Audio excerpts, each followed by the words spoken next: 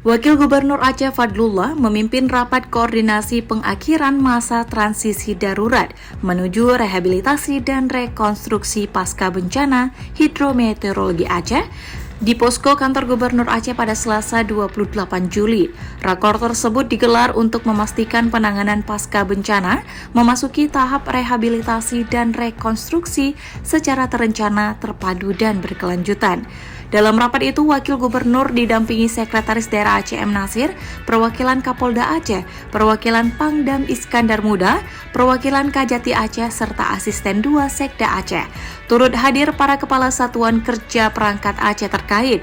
Sementara dari pemerintah pusat, rapat diikuti secara virtual melalui Zoom meeting oleh Menteri Dalam Negeri beserta sejumlah kementerian dan lembaga terkait.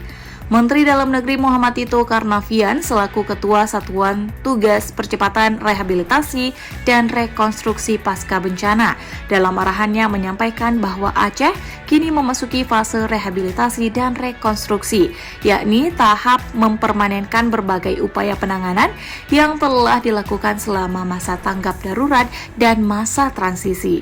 Mendagri menegaskan pentingnya pengelolaan anggaran secara akuntabel dan tepat sasaran.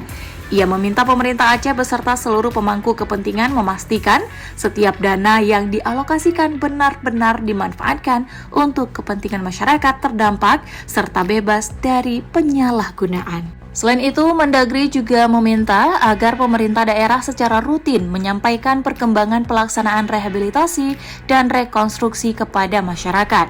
Menurutnya, keterbukaan informasi akan memperkuat kepercayaan publik sekaligus memastikan masyarakat mengetahui perkembangan pembangunan dan penyaluran bantuan yang sedang dilakukan oleh pemerintah.